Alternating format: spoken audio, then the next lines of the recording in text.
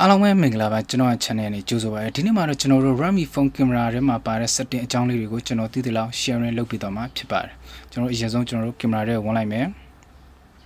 ဝင်ပြီးရင်ကျွန်တော်တို့ဒီအပေါ်ဆုံးမှာရှိတဲ့မြားလေးကိုတစ်ချက်နှိပ်လိုက်မယ်နှိပ်ပြီးရင်ကျွန်တော်တို့ပထမဆုံးမြင်ရမှာကကျွန်တော်တို့ aspect ratio ဆိုတာကကျွန်တော်တို့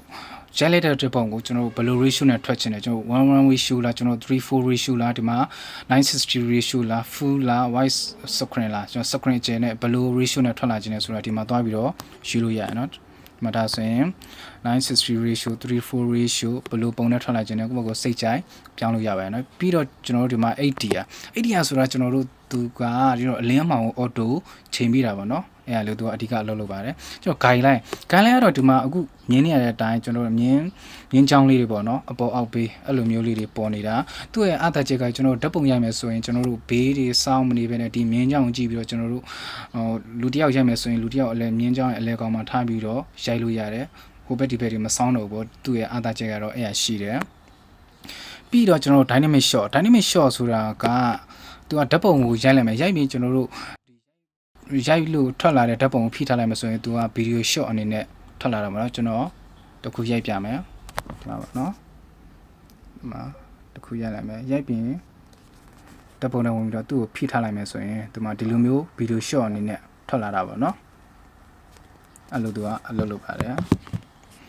ပြီးရင်ကျွန်တော်တို့ဒီအောက်မှာ micro ကျတော့ကျွန်တော်တို့ဒီအရန်သေးတဲ့ပုံစံလေးတွေပေါ့နော်ဒီဝတ္ထုလေးတွေကိုရိုက်တဲ့ပုံစံဥပမာကျွန်တော်တို့ပန်းရဲ့ဝတ်ဆံလေးတွေရိုက်တာပြီးစလုံးသေးသေးလေးတွေကိုအနီးကပ်ဆွဲရိုက်တာကျွန်တော်တို့အကောင်သေးသေးလေးတွေကျွန်တော်ဥပမာပြောရင်ဘောစိတ်တို့ဘာလို့အနီးကပ်ရိုက်တာပေါ့နော်အဲ့ဟာမှာသူကသုံးပါတယ်နော်ဒီမှာတေးရှစ်ဆိုတာကသူကဒီမှာသူ့ကိုနှိမ့်လိုက်မယ်ဆိုရင်ဒီမှာဒီလို brewer ဒီအလဲကောင်လေးကိုပဲသူကအကြည်ထားပြီးတော့ဘေးနားကိုဝါထားတာပေါ့နော်ဒါလေးကြတော့သူ4000ပုံစံဒီအလဲကိုပဲအလဲတန်းလေးကိုပဲသူကအကြည်ယူတော့အပေါ်အောက်ကိုဝါထားတဲ့ပုံစံလေးပေါ့နော်အဲ့ဒါသူကအဓိကလုပ်တယ်ပြီးရင်ကျွန်တော်တို့ကဒီ time pass ဆိုတာကျွန်တော်တို့ဒီမှာဆိုရင်သွားချိန်လို့ရတယ်တစ်စက္ကန့်အတွင်းမှာဒီဘယ်နှပုံထွက်ချင်လဲပေါ့သူကအများဆုံးဒီမှာ600ဒီထွက်လို့ရတယ်600ဒီထွက်လို့ရတယ်ဥပမာကျွန်တော်ရိုက်ပြမယ်10ပုံပေါ့နော်တစ်စက္ကန့်အတွင်းမှာဘယ်နှပုံရိုက်ချင်လဲသူကတစ်စက္ကန့်ပြေတိုင်းသူကတပုံရတာတကယ်လို့မလို့ချင်းဆိုရင်ပြန်တရားလေးကိုပဲပြန်နှိပ်လိုက်ရင်ရှာတော့ပေါ့နော်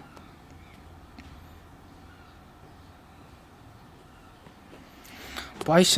shutter ဆိုတာကကျွန်တော်တို့ဒီမှာဒါလေးကို on ထားလိုက်မယ်ဆိုရင်ဒီမှာအပေါ်မှာလေးပြောတယ် save chip to တက်ရပို့တဲ့ဓာတ်ပုံတကယ်လို့ရိုက်မယ်ဆိုရင်ဒီကင်မရာအောက်ကရိုက်တဲ့ခလုတ်လေးကိုမနှိပ်ဖက်နဲ့ကျွန်တော် cheese လို့ on လိုက်ရင်သူကကင်မရာက auto ရိုက်တာပဲဖြစ်ပါတယ်เนาะအားလုံးပဲကျေးဇူးတင်ပါတယ်